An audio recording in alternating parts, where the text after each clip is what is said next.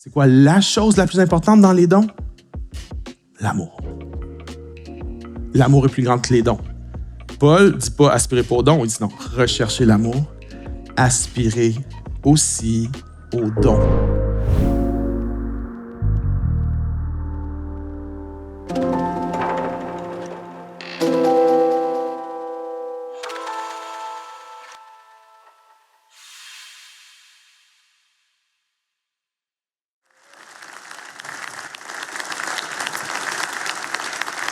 OK, on débute cette série sur les dons spirituels, le Saint-Esprit, les dons spirituels. C'est un sujet qui est très, très vaste. On a 5 semaines. On ne pourra même pas tout couvrir en 5 semaines. Mais voici l'approche qu'on va prendre. Aujourd'hui, c'est un message d'introduction. Ça va être plus comme un enseignement, un overview. Et dans cette série, on a décidé de mettre l'accent sur les dons qu'on parle moins, nous, à la chapelle. Parce que si on prenait, il y a des dons qu'on parle souvent, il y en a d'autres qu'on parle moins souvent. Alors, dans cette série, on va mettre l'accent sur la prophétie, sagesse, connaissance, les langues, l'interprétation des langues. Et ne manquez pas, dimanche prochain, je vous invite à être là à chaque semaine parce que chaque message sont imbriqués les uns dans les autres. Mais la semaine prochaine, ça va être un message sur la guérison.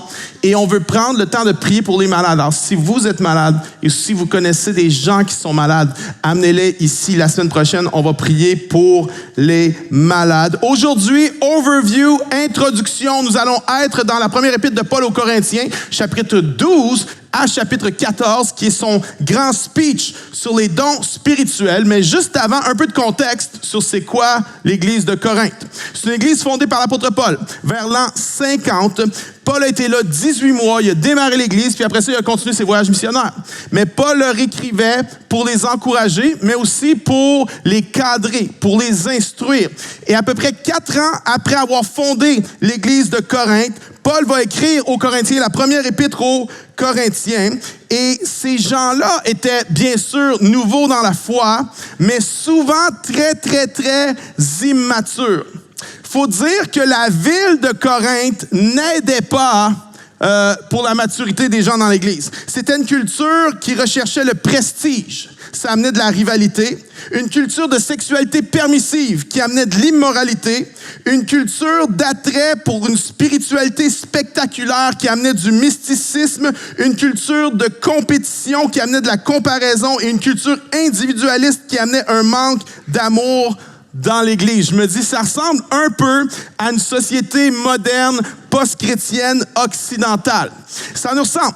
Et ce message-là sur les dons spirituels est très, très pertinent aujourd'hui. Bon, on parle que l'Église de Corinthe avait beaucoup de problèmes, mais une des choses qu'il y avait de bon, c'est qu'il y avait beaucoup de dons spirituels dans l'Église. Et Paul leur dit, il vous manque aucun don, guys. Vous avez beaucoup de dons. Ils aimaient les dons, ils pratiquaient les dons, mais leur pratique des dons était désordonnée. Et c'est une des raisons que Paul va consacrer 1/5 de sa lettre aux Corinthiens pour venir encadrer la pratique des dons spirituels. On va lire un texte aujourd'hui, une portion de 1 Corinthiens 12. On va être dans Corinthiens 13 également. Je vais vous inviter à vous lever, s'il vous plaît, pour la lecture de la parole de Dieu. 1 Corinthiens, chapitre 12, verset 1. Pour ce qui concerne les dons spirituels, je ne veux pas, frères, que vous soyez dans l'ignorance. Verset 7. Or, à chacun, la manifestation de l'Esprit est donnée pour l'utilité commune. En effet, à l'un est donnée par l'Esprit une parole de sagesse, à un autre une parole de connaissance selon le même Esprit, à un autre la foi par le même Esprit, à un autre des dons de guérison par le même Esprit, à un autre le don d'opérer des miracles, à un autre la prophétie, à un autre le discernement des esprits, à un autre diverses sortes de langues, à un autre l'interprétation des langues. Un seul et même esprit opère toutes ces choses, les distribuant à chacun en particulier comme il veut. Et je vous amène au dernier verset du chapitre 12 où Paul dit « Aspirez aux dons les meilleurs et je vais encore vous montrer une voie par excellence. » Aspirez aux dons les meilleurs. Le titre de mon message d'aujourd'hui, c'est « Aspirer aux dons spirituels ». Aspirer aux dons spirituels. Prions. Père Céleste, je te prie pour ce moment, pour ce message. Je prie qu'il élève ton nom, qu'il glorifie Jésus-Christ. Et je prie que le Saint-Esprit de Dieu, l'onction de Dieu puisse être sur moi alors que j'enseigne sur ce passage. Je te prie que ton onction soit sur chaque personne ici dans la place. Saint-Esprit, nous t'accueillons. Nous voulons être en communion avec toi. Nous voulons te laisser faire ton œuvre ce matin et que tous ceux qui ont soif de l'Esprit de Dieu ce matin disent un grand Amen, Amen. Avant de t'asseoir, dis à ton voisin, ça sent la coupe. Dis ça à quelqu'un ce matin, ça sent la coupe, mon ami. Aucun rapport avec le sujet, mais...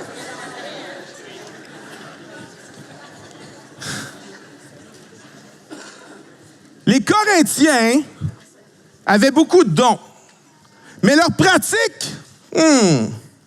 Voici quelques exemples de choses qu'ils faisaient en ce qui a trait aux dons. Manque de structure, manque d'ordre. Tout le monde faisait un peu ce qu'il voulait. Plein de gens parlaient en même temps. Il y a des gens qui parlaient en langue quand c'était pas le temps. Il y a des gens qui prophétisaient un peu n'importe quoi. Certains se pensaient plus spirituels que les autres à cause qu'ils avaient un certain don. D'autres étaient frustrés de ne pas avoir le don de l'autre et s'isolaient du groupe. Il y avait de la comparaison, de la compétition, de la division. Plusieurs pratiquaient les dons spirituels pour être vus, pour s'élever. Ils étaient impatients les uns avec les autres, égoïstes, égocentriques et orgueilleux dans la pratique des dons. Bref, c'était un peu n'importe quoi. C'était un peu n'importe quoi. Puis, c'était tellement n'importe quoi que moi, si j'avais été l'apôtre Paul, j'aurais dit aux Corinthiens, « Wow, les cocos! Vous êtes vraiment pas matures, vous êtes vraiment pas capable de gérer ça, fait que les dons spirituels, on va laisser faire. OK? Puis on s'en reparlera le jour où vous allez être un peu plus mature. Moi, c'est ça que j'aurais fait, mais Paul, c'est pas ça qu'il fait. C'est quoi le dernier mot du chapitre 12? Aspirer aux dons spirituels. Aspirer aux dons spirituels. Dis pas, arrêtez-moi ça. Vous gérez pas, on va laisser faire. Non. Il dit, 1 Corinthiens 12, 31, aspirez aux dons les meilleurs. 1 Corinthiens 14, 1, aspirez aux dons spirituels. Paul leur donne même un commandement. C'est un commandement biblique d'aspirer aux dons spirituels. C'est pas une option, c'est pas une question de préférence ou de personnalité ou de style. On ne peut pas dire « je vais prier pour savoir si je dois aspirer aux dons spirituels ». Non, pourquoi? Parce que c'est un commandement. Alors, tu n'as pas besoin de prier pour savoir si tu vas obéir à un commandement. Tu as peut-être besoin de prier pour savoir si tu vas avoir de la force pour obéir, mais tu n'as pas besoin de prier pour savoir si tu dois obéir à un commandement. Imagine, tu lis « tu ne voleras point ». Puis là, tu te dis, mais on va prier là-dessus, moi, OK? Non, c'est pas de même que ça marche. Si c'est un commandement, puis tu dois obéir. Et dans son speech, Paul dit à plusieurs reprises, aspirer, aspirer, aspirer. Et il va finir son speech sur les dons spirituels, chapitre 14, verset 39. Aspirer à prophétiser, mais que tout se fasse avec bienséance et ordre. Ce verset résume bien notre cœur des pasteurs ici à la chapelle.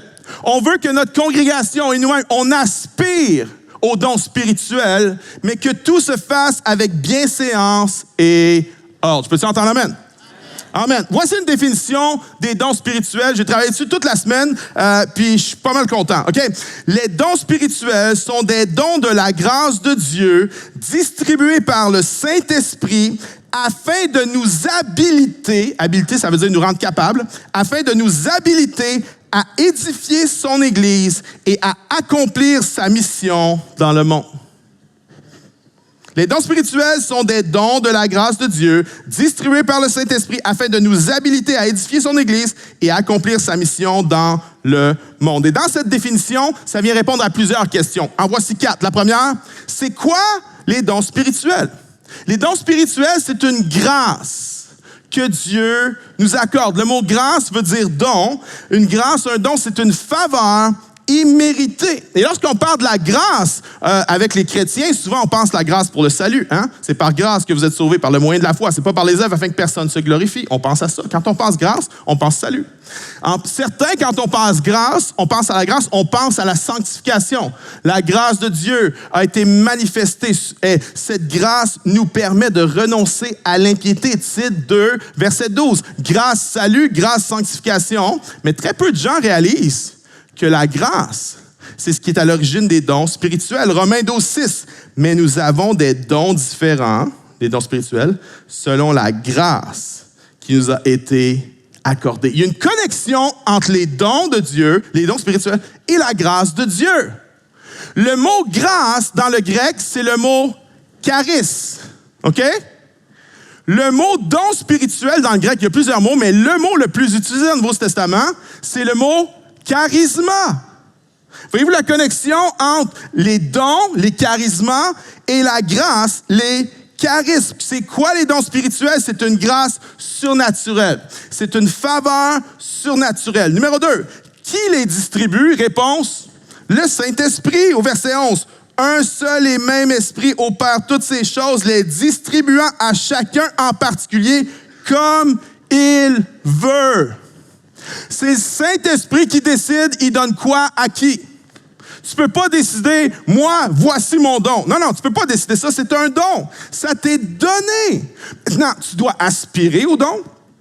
Tu dois prier pour les dons. Paul dit même d'aspirer aux dons les meilleurs. Ça, c'est notre job. Mais qui les donne? Le Saint-Esprit donne les dons. Mon Dieu, je sais pas, je vais me rendre. Question numéro 3. Quel est leur effet? C'est quoi l'effet des dons spirituels? Réponse, nous habiliter. Ça veut dire quoi? Nous rendre capables d'accomplir l'appel que Dieu a placé sur nos vies. Parce qu'on est tous appelés. Je peux t'entendre amen? On est tous appelés. L'appel, c'est pas pour les pasteurs. L'appel n'est pas seulement pour les gens qui travaillent dans l'Église. On est tous appelés. Tous les croyants ici ont un appel à rencontrer dans l'Église et tout le monde a un appel en dehors de l'Église, dans des proportions différentes. Bien sûr, mon appel dans l'Église a une proportion plus grande que mon appel à l'extérieur de l'Église. Pour quelqu'un qui travaille sur le marché du travail, son appel en dehors de l'Église a une proportion plus grande que son appel dans l'Église, mais tout le monde ici, sans exception, est appelé dans l'Église et est appelé en dehors de l'Église. Et pour être efficace dans l'appel que Dieu a mis sur ta vie à toi, tu as besoin des dons spirituels. Parce qu'il y a une grande différence. Il y a une grande différence entre essayer d'accomplir l'appel de Dieu par nos talents naturels et accomplir l'appel de Dieu par l'Esprit de façon surnaturelle. Il y en a, tu le sais, tu es un prof, OK? C'est dur d'être prof aujourd'hui. Puis tu as remarqué la différence lorsque tu essaies, puis tu es bon, tu es doué pour ça, tu as étudié pour ça, tu as des talents naturels pour être prof. Mais tu as remarqué la différence lorsque tu es rempli de l'Esprit, lorsque tu es en communion avec le Seigneur puis que tu te présentes au travail, tu as remarqué la différence, c'est pas la même affaire. Il y a un fruit qui se porte de façon différente. Tu es infirmier, tu es infirmière. Tu sais la différence entre te présenter au travail par tes propres forces, par tes propres talents, ou dépendre de la plénitude du Saint-Esprit pour accomplir ton travail. Que tu sois plombier, entrepreneur, c'est la même chose. On connaît tous la différence entre accomplir les choses par la chair et accomplir les choses par l'Esprit. C'est la même chose pour notre implication, notre ministère dans l'Église. Lorsqu'on essaie d'accomplir notre ministère sur notre talent, on vient vite fatigué, on vient vite drainé, mais lorsqu'on dépend du Saint-Esprit, l'impact n'est pas le même, les résultats sont pas les mêmes, les fruits sont pas les mêmes, c'est moins stressant, moins fatigant et bien moins drainant. Tout le monde a besoin, chaque croyant, chaque chrétien a besoin. Maintenant, si tu n'as pas reçu le Seigneur Jésus-Christ, tu n'as pas le Saint-Esprit en toi. Tu as besoin d'inviter Jésus comme ton Seigneur. Tu as besoin de soumettre ta vie à Jésus-Christ, de mettre ta foi en lui. Et lorsque tu mets ta foi en lui, lorsque tu te repens de tes péchés, que tu invites Dieu à être ton Seigneur, Jésus est ton Seigneur, le Saint-Esprit vient habiter en toi. Et à partir de ce moment-là, tu as accès à la plénitude du Saint-Esprit. Tu as accès au don du Saint-Esprit, mais personne ici ne peut accomplir l'appel de Dieu sur sa vie sans les dons spirituels. Numéro 4. C'est quoi le but des dons spirituels? C'est quoi le but? Certains vont dire, le but, c'est d'édifier l'Église de Dieu. D'autres vont dire, le but, c'est d'accomplir la mission de Dieu. Maintenant, pourquoi il y a ce débat-là? C'est que ça dépend de quel texte biblique que tu vas lire. Si tu lis les épîtres de Paul, Paul met principalement l'accent sur les dons spirituels pour édifier l'Église, pour édifier le corps de Christ. Maintenant, si tu lis Luc dans le livre des Actes, Luc met principalement l'accent sur les dons spirituels pour accomplir la mission de Dieu. Alors, ça dépend de qu'est-ce que tu vas lire, les épîtres dans l'Église ou les actes en dehors de l'Église. C'est les deux. Les dons sont pour édifier l'Église de Dieu. 1 Corinthiens 14:4. Celui qui prophétise édifie l'Église. Verset 5. Pour que l'Église en reçoive l'édification. Verset 26.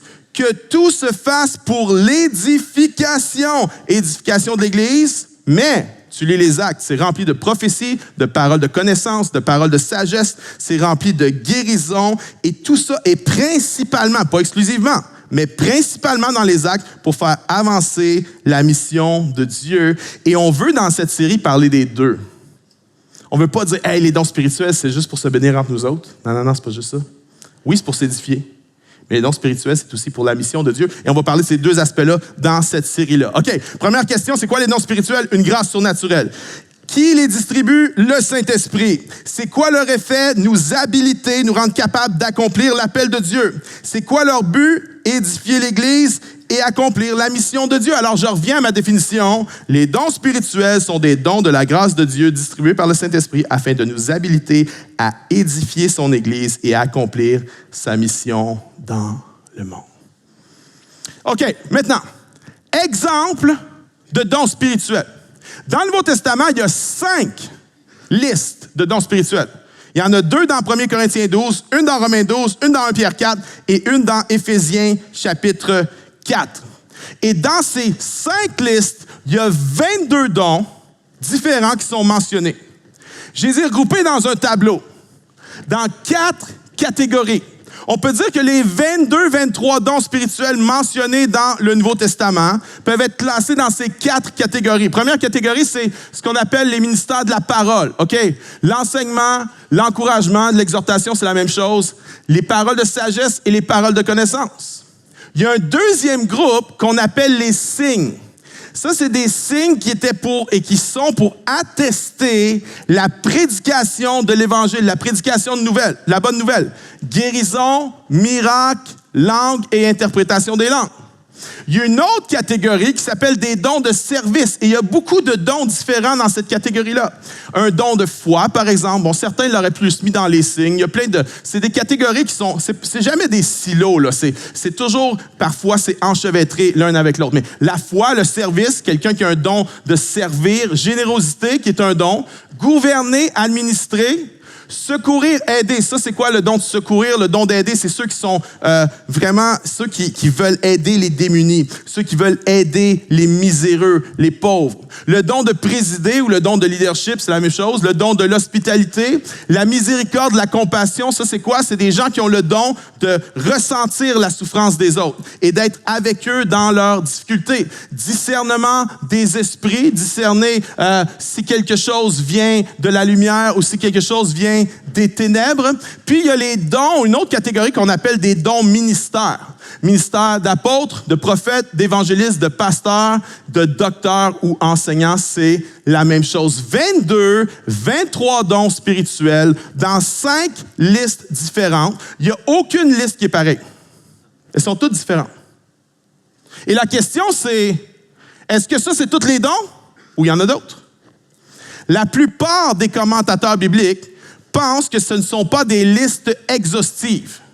C'est-à-dire qu'il y a d'autres dons qui peuvent être des dons spirituels qui ne sont pas nécessairement dans cette liste-là. Par exemple, le don pour le chant, qui peut être un don spirituel ou un par le Saint-Esprit. Le don pour la louange. Par exemple, le don d'avoir des mains habiles pour bâtir la maison de Dieu physique. On a plein de gens qui se sont mobilisés dans le projet de Quartier-Ville. Ça, c'était des Beth-Salel. La première mention de quelqu'un qui est rempli de l'Esprit dans toute la Bible, c'était pas quelqu'un qui prêchait ou qui prophétisait. La première mention de quelqu'un de rempli de l'Esprit dans toute la Bible, c'est quelqu'un qui était un artisan qui s'appelait Beth-Salel, qui avait de la sagesse et l'intelligence et la capacité de bâtir le tabernacle de Dieu, de bâtir la maison de Dieu. Maintenant, les dons que je viens de vous nommer ne sont pas dans ces listes-là. Mais les dons spirituels, les listes ne sont pas des listes exhaustives. Toute capacité que Dieu te donne pour faire une tâche pour son royaume ou pour sa maison, pour bâtir quelqu'un, édifier quelqu'un pour la mission, toute habileté qu'il te donne est un don spirituel qui doit être feedé, qui doit être nourri par la plénitude du Saint-Esprit. OK. Alors, on ne peut pas aller dans les 22, 23. J'ai dit que notre approche allait être de parler de ceux, dans cette série, on va consacrer un message à la guérison, un message à la prophétie, un message aux langues et à l'interprétation. Pourquoi? Parce qu'on en parle moins souvent de ceux-là. Mais aujourd'hui, dans un overview, je ne peux pas toutes les prendre, je vais prendre les 9 qu'il y a dans 1 Corinthiens 12, dans le passage qu'on a lu, OK? Des versets 7 à 11, il y a 9 dons mentionnés et on va passer rapidement à travers ces 9-là comme fondement pour aujourd'hui. Le premier mentionné dans le texte, c'est quoi? C'est une parole de sagesse. Une parole de sagesse. C'est quoi ça? C'est une application inspirée de la vérité de Dieu à une situation concrète. En pratique, c'est quoi? C'est de savoir quoi faire dans une situation complexe. C'est d'apporter une direction qui combine vérité biblique et discernement du moment. C'est un don qui est souvent lié à la prise de décision, à la résolution de conflits, de tensions et aussi au leadership. C'est un don que lorsque quelqu'un a ce don-là, lorsque quelqu'un te donne une parole de sagesse, il va avoir une orientation précise. Quand quelqu'un donne une parole de sagesse, tu ne sors pas de là en te demandant quoi faire. Tu sais exactement quoi faire. Puis, tu es peut-être rentré là en n'ayant aucune idée. Tu te dis, mais qu'est-ce que je vais faire avec ça? Je ne sais pas quoi faire. Puis, il y a une parole qui est donnée, puis c'est comme, poum, parole de sagesse. On voit ça dans le Nouveau Testament, mais on voit ça dans l'Ancien Testament aussi. Un jour, il y a 2 femmes qui avaient chacun un bébé nouveau-né. Puis, il y a un bébé qui est mort. Puis, les 2 femmes disent que celui qui est mort, c'était celui de l'autre. Il y en a une qui ment, il y en a une qui dit vrai. Elles s'en vont devant le roi Salomon. Il dit, mon bébé est mort, puis elle a changé mon bébé. Et là, on croit qui? Et Salomon a une parole de sagesse. Il dit, OK, parfait, ce qu'on va faire, on va couper le bébé en 2. Et là, la vraie mère a dit, non. Laissez-lui le bébé, c'est correct. Exactement une parole de sagesse pour savoir quoi faire au bon moment. Ça, c'est un don que Dieu me donne de pratiquer régulièrement. Régulièrement, il y a des gens qui rentrent dans mon bureau puis ils savent pas quoi faire. C'est comme, mais qu'est-ce que je vais faire avec ça? Il y a des gens qui rentrent Je me souviens, une fille, elle rentre dans mon bureau. Pasteur David, je vais faire faillite. C'est la fin. Je sais pas ce qu'il y a quelqu'un qui m'a accumulé des dettes. Je le savais pas. Je suis foutu. Puis là, j'écoute. Puis j'ai pas de nouvelle information. OK? J'ai pas un download d'informations du Saint-Esprit. C'est juste l'information qui est là. Mais avec l'information que j'ai, il y a une parole de sagesse qui vient. Puis ça vient clair. Non. Tu vas pas faire faillite. Faut que tu fasses ça. Puis ça, c'est un don que je pratique souvent. Je le pratique avec des gens. Il y a des gens qui viennent me voir, des situations complexes. Puis j'ai pas toujours la réponse. Puis des fois, je dis, je ne sais pas, mais le Saint-Esprit sait. Et on prie ensemble. Mais parfois, je vais manifester, puis ça m'arrive souvent, je vais manifester un don, une parole de sagesse. Et je sais exactement qu'est-ce qu'il faut que la personne fasse. Dans les détails, tu vas faire ça, tu vas arrêter ça, tu vas pas parler à lui, tu vas aller lui, C'est un don, c'est une parole de sagesse. Je le vis que pour l'exercer envers d'autres, puis je l'ai déjà vécu envers moi aussi. Je me souviens, lorsqu'on a acheté notre maison, nous, on demeure sur la Rive-Sud, puis quand on est venu dans le Grand Montréal, on cherchait une maison, c'était difficile, on avait un budget vraiment très, très petit. Je cherche une maison, on n'en trouve pas, c'est trop cher. Puis à un moment donné, on en trouve une. Puis on la visite, puis OK, c'est une vieille maison, mais ça va faire la job, et on voudrait l'acheter. Puis là, quand on a fini la visite, l'agent d'immeuble nous dit « Hey, vous aimez la maison? » « Oui, on l'aime la maison, OK. Elle n'est pas chère. Non, elle n'est pas chère. OK, mais là, il dit « Faut que je vous dise quelque chose. » Il dit « Il y a eu 2 suicides dans la maison. » Il dit « Je suis obligé de vous le dire. » Puis là, on est un peu ébranlé sur le moment. Tu sais, mon Dieu, mais qu'est-ce qu'on va faire? Qu'est-ce qu'on va faire? Tu sais? Puis on a une hésitation tout d'un coup. Puis j'appelle un pasteur, un mentor, puis j'ai dit, écoute, voici la situation, je ne sais pas quoi faire, on a une hésitation, qu'est-ce que tu en penses? Puis là, il y a une parole de sagesse. Il me dit, David, si on savait tout ce qui se passe dans les maisons, personne n'en achèterait. Je dis, ouais, OK, c'est bon ça, c'est bon, OK, je sais quoi faire. Parole de sagesse. Je l'ai vécu envers d'autres, d'autres l'ont exercé envers moi. Parole de sagesse. En voici un autre. Parole de connaissance. C'est quoi une parole de connaissance? Définition, une information donnée par le Saint-Esprit qu'on ne pouvait pas connaître naturellement. OK? En pratique, c'est quoi? C'est la connaissance d'un fait, d'une situation, d'un détail caché, impossible à savoir dans le naturel. C'est Jésus dans Jean chapitre 4 avec la femme samaritaine qui dit « Va chercher ton mari ». Elle dit « J'ai pas de mari ». Il dit « Tu fais bien de dire que tu n'as pas de mari? Tu en as eu 5. Puis celui avec qui tu es, même pas ton mari. » Parole de connaissance. C'est une information que tu ne peux pas avoir accès humainement parlant. On voit ça dans Acte 5. Il y a un gars qui s'appelle Ananias, sa femme Saphira. Puis à l'époque, l'Église est généreuse. Les gens vendent des propriétés secondaires, ils vendent leur chalet, puis ils donnent l'argent à l'Église. Puis Ananias s'est dit, on va vendre notre chalet, puis on va faire à croire qu'on a tout donné le montant à l'Église. Mais Pierre a une parole de connaissance. Puis quand Ananias arrive avec le cash, il dit, tiens, voici tout l'argent de mon chalet que j'ai vendu. Pierre dit, Ananias, Satan a mis dans ton cœur de mentir au Saint-Esprit. Pierre ne savait pas, c'est une information qu'il ne pouvait pas avoir accès dans le naturel. Une parole de connaissance. J'en ai vu, j'en ai exercé. J'ai vu une fois, j'étais pasteur de jeunesse à Sherbrooke, puis on avait des petits groupes de maisons. Puis je me souviens, un soir, on était en train de faire une réunion de prière dans une maison, puis il y a un nouveau qui débarque. Puis il y a un jeune qui s'appelle David. David a 18 ans, il fait partie de notre groupe. Puis il y a un jeune qui débarque première fois. Le gars n'a jamais été à l'église, le gars n'a pas la foi, le gars n'est pas chrétien. Puis David est un gars qui navigue beaucoup là-dedans, dans le prophétique, dans les paroles de connaissance. Puis là, quand on parle, il se met à parler au gars, il dit, toi, il dit, c'est pas la première fois que tu rencontres des chrétiens. Il dit, tu as déjà été dans une place. Puis là, il dit, c'était dans un salon. Les murs étaient tels. Puis là, il se met à décrire un lieu. Il décrit le lieu, puis il dit, il y avait un foyer, il y avait une cheminée. Puis sur le foyer, au-dessus du foyer, il y avait une affiche, il y avait un cadre qui disait, priez. Puis là, le gars dit, sans cesse. Il a vu l'endroit dans lequel il était des mois auparavant. C'est une parole de connaissance. Pourquoi?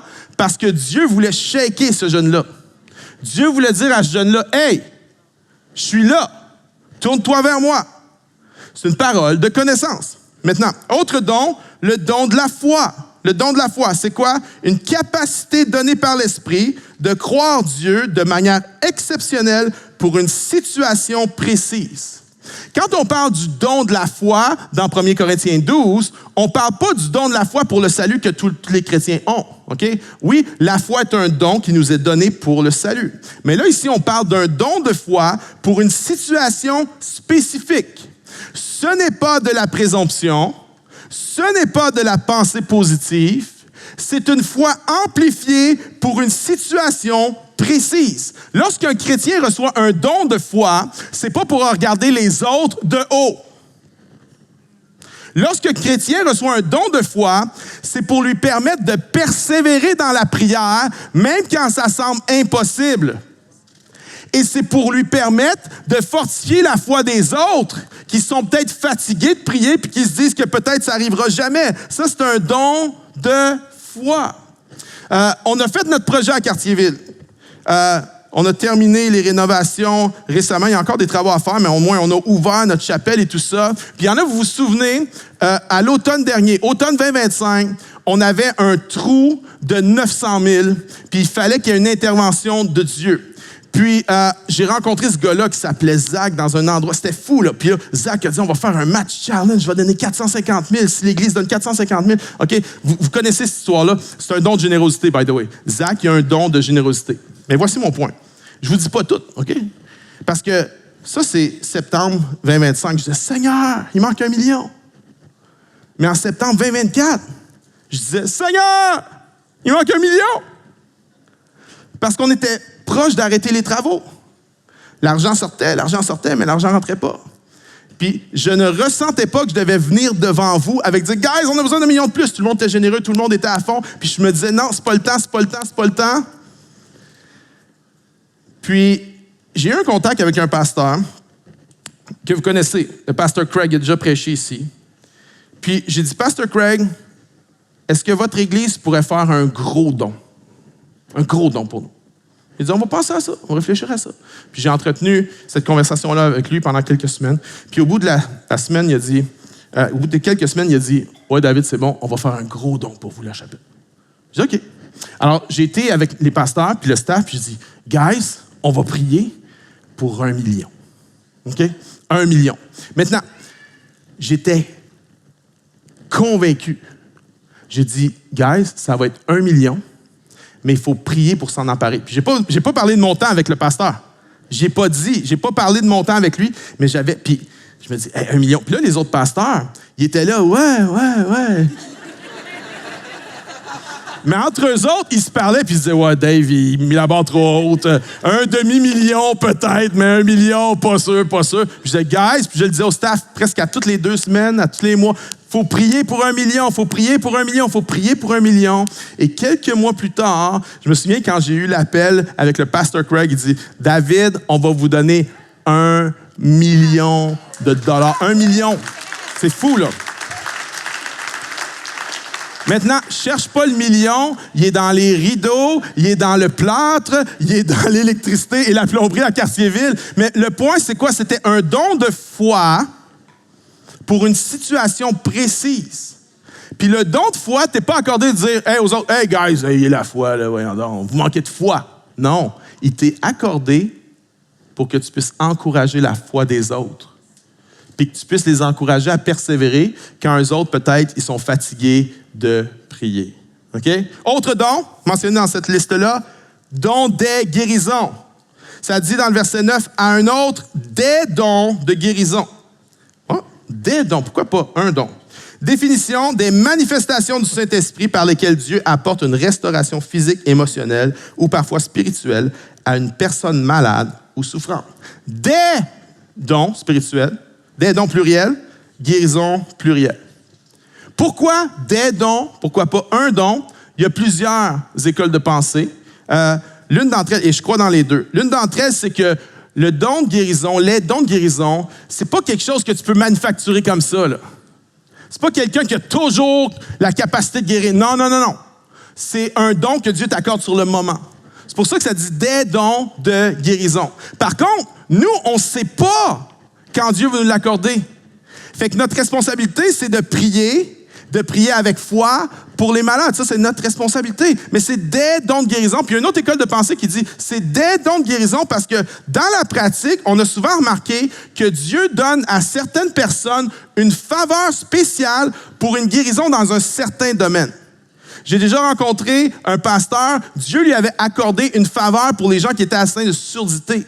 Il avait prié pour plusieurs personnes dans sa vie qui avaient été guéries de surdité. Moi, j'ai prié plein de gens qui avaient le cancer. Il n'y en a jamais un qui a été guéri. OK? Fait que viens pas me voir pour le cancer. Non, c'est pas vrai. Je vais prier pour toi. Par contre, si tu as de la misère à faire des bébés, I'm your guy. Tu veux peupler la planète? I'm your guy. Le nombre de personnes pour lesquelles j'ai prié, des gens qui devaient aller en fertilité, qui n'ont même pas eu besoin d'aller en fertilité, OK? Pourquoi? Parce que c'est un don que Dieu... Puis c'est pas tout le temps, guys! C'est pas tout le temps! Non, tu peux pas le manufacturer. C'est un don que Dieu t'accorde à un moment, OK? Puis je peux pas contrôler ça. Je peux pas décider comment ça marche. C'est pas vrai, ça. Ça, c'est pas vrai, ça. Et quand on fait ça, quand on veut contrôler Dieu, savez-vous ce qu'on fait? C'est qu'on tombe dans la magie chrétienne.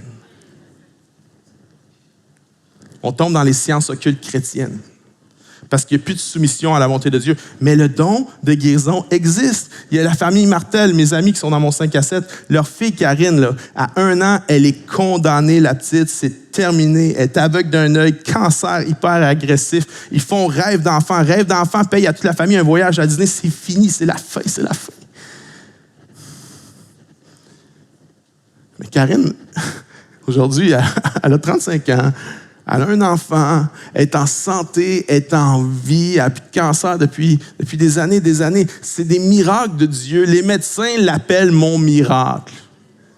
Ils n'ont juste pas compris que ce n'était pas son miracle. Dieu guérit. Dieu guérit encore aujourd'hui.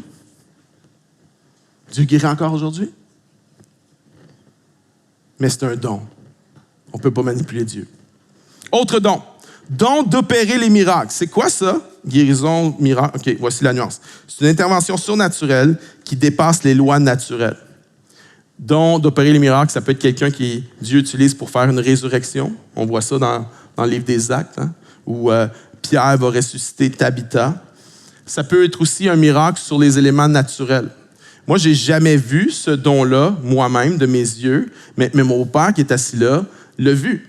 Un jour, dans un rassemblement de chrétiens, puis c'était à l'extérieur. Dans ce temps-là, ils faisaient ça sur des terrains de camping, puis les gens venaient de partout, puis les chrétiens se rassemblaient. Un peu comme les hippies, mais chrétiens, qui est même affaire. Puis il y avait un rassemblement extérieur, puis c'était un ciel noir. Puis c'est pas genre avec éclaircie. Non, il n'y en avait pas d'éclaircie annoncée. Mais il y a un homme de Dieu qui a eu un don. À ce moment-là, c'est un don de miracle. Puis, il y a eu un don de foi, un don de miracle. Il a prié et le seul endroit où il faisait beau, c'était où il était. Puis tout autour, c'est pas juste « il y a un trou là, il y a un trou là, il y a un trou... » Non, c'était un cercle de lumière dans un ciel de ténèbres. OK? Moi, je l'ai jamais vu, mais c'est un don de miracle. Maintenant, c'est pas parce qu'on voit pas beaucoup de miracles qu'ils n'existent pas. Tu peux pas tirer des conclusions en disant la seule chose qui ferait que je crois pas au miracle, c'est si la parole de Dieu disait il n'y a plus de miracle aujourd'hui en 2026. Puis, by the way, elle dit pas ça. Elle dit le contraire, en fait. Puis on va parler de ces choses-là dans la série. OK, autre don, prophétie. C'est quoi une prophétie? Une parole humaine rapportant quelque chose que Dieu met sur le cœur pour l'édification, l'encouragement ou la consolation. Ça prend plusieurs formes. Ça peut être une impression, une image, une parole, un passage biblique ou un fardeau, mais le but est toujours édifier, encourager, exhorter, avertir, préparer, consoler. J'ai eu plusieurs paroles prophétiques dans ma vie. J'en ai eu plein qui c'était pas ça. Mais j'en ai eu aussi que c'était vraiment une parole de Dieu. C'était un moment précis. Parole prophétique. Ça m'est arrivé aussi à quelques reprises de donner moi-même des paroles prophétiques. Maintenant, il y a une différence entre le prophète dans l'Ancien Testament et le prophète dans le Nouveau Testament. Il y a une différence entre le ministère de prophète et le don de prophétie. On va tout regarder ça dans un message complet qu'on va consacrer dans 2 semaines. Autre don, discernement des esprits. C'est quoi? C'est la capacité de reconnaître l'origine spirituelle d'une manifestation.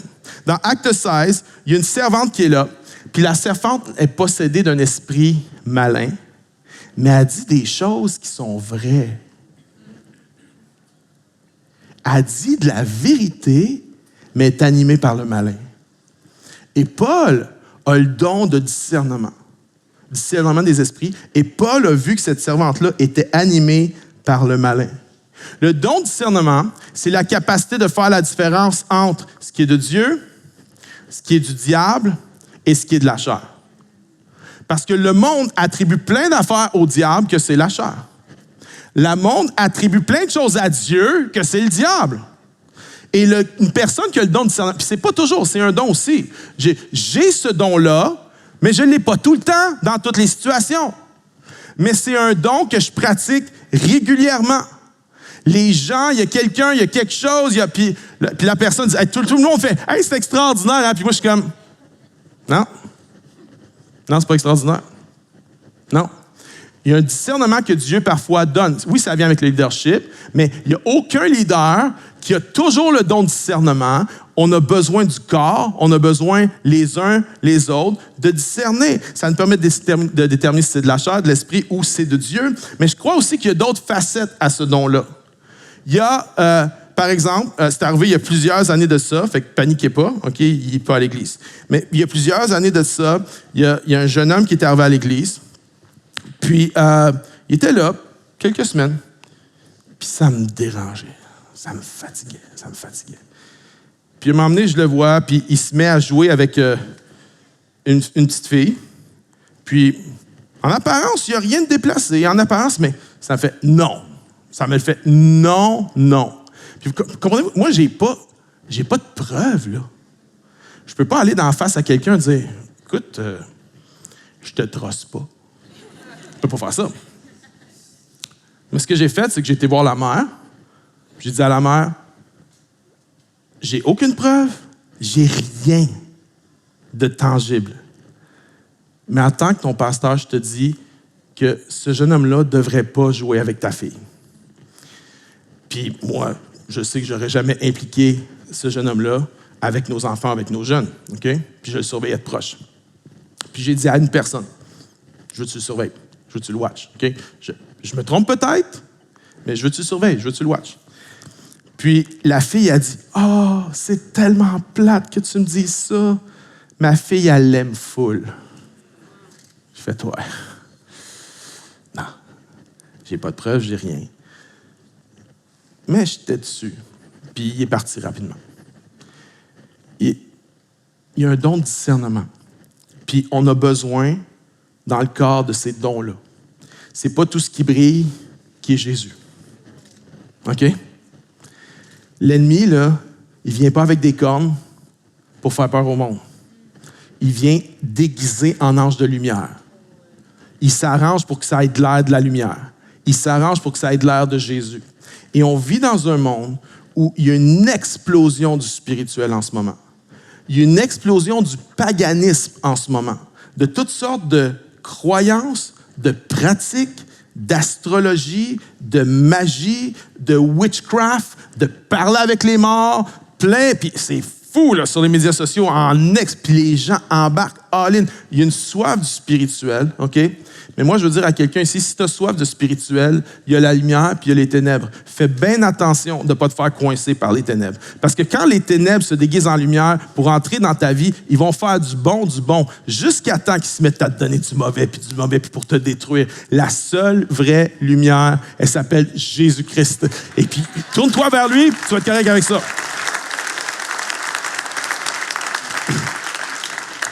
Autre don, les langues. C'est quoi les langues? Une capacité donnée par le Saint-Esprit de parler des merveilles de Dieu dans une langue non apprise naturellement. On voit ça dans Acte 2, dans Acte 10, dans Acte 19. On le voit aussi dans 1 Corinthiens 12 à 14. Et on va consacrer un message au complet aux langues et interprétation des langues. C'est mon second. Interprétation des langues, c'est quoi? Donner le sens d'un message en langue pour édifier l'Église. On voit ce don dans 1 Corinthiens chapitre 14. Puis on va consacrer un message à ça parce que c'est des dons qui sont moins bien compris. C'est des dons que les gens ont peur parfois. Il y a eu plein d'abus avec ces choses-là parfois. Et on veut aspirer aux dons, mais que tout se fasse avec bienséance et... Ah, tu peux t'entendre, amen? OK. Fait qu'on a vu 9 dons ensemble. Il y en a 22 mentionnés dans le Nouveau Testament. Il y en a plus que ça. Ce n'est pas des listes exhaustives. Maintenant, dans tout ça, là, dans tout ce que je viens de dire, là, voici la question la plus importante. C'est celle-ci. Qu'est-ce qui est le plus important dans tout ça? Dans tous les dons, là, c'est quoi la chose la plus importante? OK? Je vous ai dit, le discours de Paul sur les dons spirituels, c'est pas 1 Corinthiens 12. C'est 1 Corinthiens 12 à 14. Puis regardez comment il finit le chapitre 12, puis je vais vous lire une partie du chapitre 13. On l'a lu tantôt. 12-31. Aspirez aux dons les meilleurs, et je vais encore vous montrer une voie par excellence. Regardez ce qu'il va dire par la suite. Quand je parlerai les langues des hommes et des anges, si je n'ai pas l'amour, je suis du bronze qui résonne ou une cymbale qui retentit. Et quand j'aurai le don de prophétie, la science de tous les mystères et toute la connaissance, quand j'aurai même toute la foi jusqu'à transporter des montagnes, si je n'ai pas l'amour, je ne suis rien. Écoutez celle-là. Et quand je distribuerai tous mes biens pour la nourriture des pauvres, quand je livrerai même mon corps pour être brûlé, si je n'ai pas l'amour, cela ne me sert de rien. Regardez ce qu'il va dire après. L'amour est patient. L'amour est serviable. Il y en a qui pensaient que c'était un passage pour lire des mariages. C'est un passage sur les dons spirituels. L'amour n'est pas envieux. L'amour ne se vante pas. Il ne s'enfle pas d'orgueil. Il ne fait rien de malhonnête. Il ne cherche pas son intérêt. Il ne s'irrite pas. Il ne médite pas le mal. Il ne se réjouit pas de l'injustice, mais il se réjouit de la vérité. Il pardonne tout. Il croit tout. Il espère tout. Il supporte tout. L'amour ne succombe jamais. Regardez le dernier verset du chapitre 13. Maintenant, donc, ces trois choses demeurent. La foi, l'espérance, l'amour, mais la plus grande, c'est l'amour. Puis regardez le verset suivant du chapitre 14. OK, ça suit là. Dans les textes originaux, il n'y a pas de chapitre, il n'y a pas de verset. Regardez le verset 14, 1. Recherchez l'amour, aspirez aussi aux dons spirituels. Il ne dit pas rechercher les dons spirituels, aspirer aussi à l'amour. Non, il dit rechercher l'amour. Le terme rechercher est très, très fort. C'est une recherche, une poursuite incessante. Rechercher l'amour, aspirer aussi aux dons spirituels. C'est quoi le plus important dans tout ça? Dans les dons spirituels? La chose la plus importante, c'est l'amour. C'est pas quel don t'as, c'est pas quel don t'as pas. La chose la plus importante, c'est l'amour. Rechercher l'amour, aspirer aussi aux dons spirituels. Écoute-moi bien. Si notre aspiration aux dons spirituels est plus grande que notre recherche de l'amour, c'est que ça va venir à propos du don. Les dons vont devenir à propos du don. Écoute-moi, mais écoute-moi bien. Ça n'existe pas être à propos du don. Quand c'est à propos du don, la vérité, là, c'est que c'est à propos de moi. C'est à propos de moi. Mon don, mon appel, mon ministère. Si ta recherche, ton aspiration pour les dons est plus grande que ta recherche de l'amour, ça va venir à propos du don. Puis ça n'existe pas être à propos du don. Être à propos du don, c'est d'être à propos de soi. Puis l'Église de Corinthe avait le même problème qu'on a dans l'Église aujourd'hui, en 2026. C'est qu'on a fait des dons quelque chose à propos de moi. Regarde dans nos églises. Regarde sur les médias sociaux. C'est un fléau. On a fait des dons quelque chose à propos de moi. Regardez-moi! Regardez-moi, je chante! Regardez-moi, je prêche! Regardez-moi, je prophétise! Et on utilise les dons de Dieu pour s'accomplir au lieu de servir. On utilise les dons pour être vus au lieu que Dieu soit glorifié. Et très souvent, l'aspiration aux dons spirituels ne repose pas sur une recherche de l'amour. Trop souvent, l'aspiration aux dons spirituels repose sur une recherche de l'amour de soi. Puis Paul dit, « This is junk. » Ça, c'est de la scrap. Dieu ne peut pas utiliser ça. L'amour est patient. L'amour est serviable. Tu sais, le chrétien qui fait le speech, « Ah, hey, pourrais-tu nous aider? On aurait besoin dans le stationnement. » « Oh non, mais moi, c'est pas mon don. J'ai pas un don de service, moi. J'ai le don de guérison. » Dans l'église où j'allais avant, il y avait une madame, elle voulait jamais servir dans rien parce qu'elle avait le don de guérison. Elle n'a jamais guéri personne, mais elle avait le don de guérison. Imagine, OK, moi j'ai un don de prédication, ma femme a un don de service. Imagine si ma femme vient me voir et dit « Hey David, veux-tu m'aider à sortir les poubelles? » Puis j'ai dit Karine? Toi, tu as un don de service. Moi, je ne l'ai pas. Mais j'ai un don de prédication, par exemple. Fait que c'est ce que je vais faire. Je vais prêcher pour t'encourager pour que tu sortes les poubelles toi-même.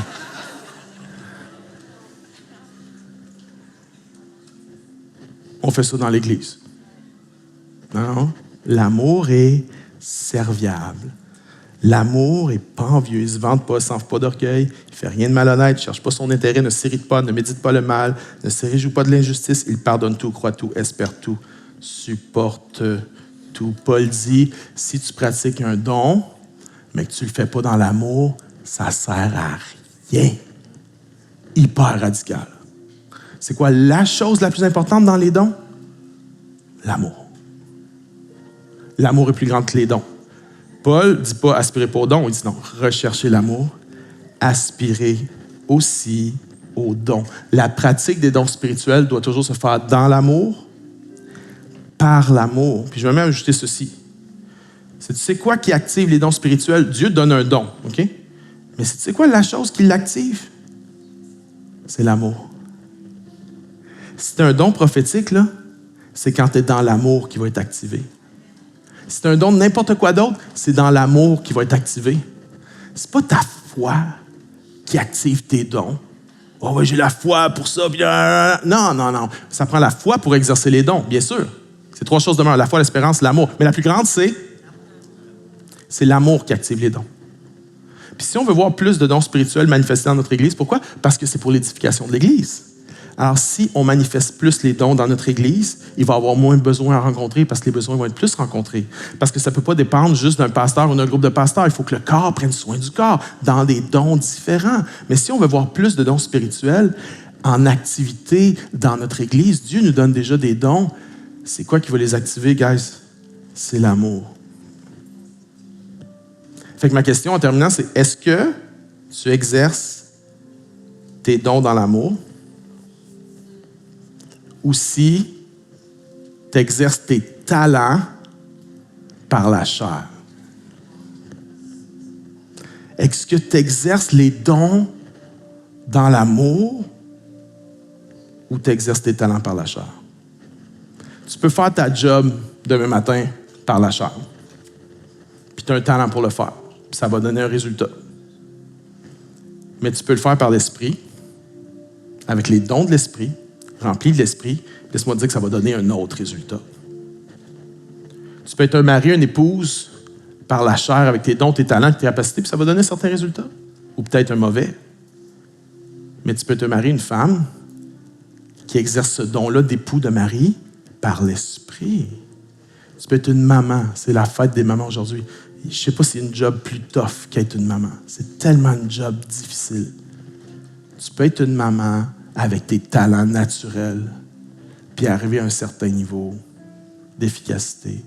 Faire une bonne job, peut-être, parce que tu as eu une bonne éducation, parce que tu as eu des bons parents, parce que tu es parti plus loin qu'un autre qui est parti. Mais l'appel que tu as est plus grand que juste arriver à certains résultats par tes talents naturels. Tu es appelé à exercer tes dons. Puis des fois, il y a souvent une connexion. Souvent, nos talents naturels, c'est aussi des dons spirituels. C'est pas toujours, mais souvent, c'est les deux. Moi, j'ai un don pour prêcher, mais je suis bon pour communiquer si je communique autre chose aussi, là. C'est connecté. Mais mon don de prêcher, d'enseigner, si je le fais par mes talents naturels, ça ne peut pas produire un fruit spirituel. L'œuvre de Dieu avance avec des choses spirituelles. Je ne peux pas changer un cœur, même si je suis capable de parler, là. C'est juste Dieu qui peut changer les cœurs. Fait que, si tu veux pratiquer plus les dons, on a besoin de plus les pratiquer. C'est quoi qui débloque? Oui, Dieu est souverain, Dieu décide, mais moi, je pense qu'il y a plein de choses que Dieu nous a déjà données, mais qui sont bloquées. Parce que l'amour, c'est pas la raison qui nous drive. C'est l'amour qui va débloquer. On sait tout, hein? Faire les choses par la chair, ça veut dire impatience, irritabilité. Ça veut dire que tu envies les autres. Ça veut dire que des fois, tu es démotivé ou découragé, anxieux, stressé, fatigué, brûlé. Mais faire les choses par l'esprit, on sait, ça ressemble à quoi? Ça ressemble à amour, paix, Hey, c'est-tu nice, ça? T'as une job tough, mais paix à ta job, même si c'est tough. Même si le système de santé craque de partout, même s'il manque de profs, même s'il manque d'éducatrices, même s'il y a des nids de poules, même si... Tu peux faire ta job avec les dons du Saint-Esprit, habilité par le Saint-Esprit. Il y en a, t'es doué, t'es tellement doué. C'est pas juste comment t'es doué. T'es capable de faire ta job de même. Mais tu penses-tu que Dieu t'appelle à faire juste ta job de même? Non. Tu as besoin de la puissance du Saint-Esprit.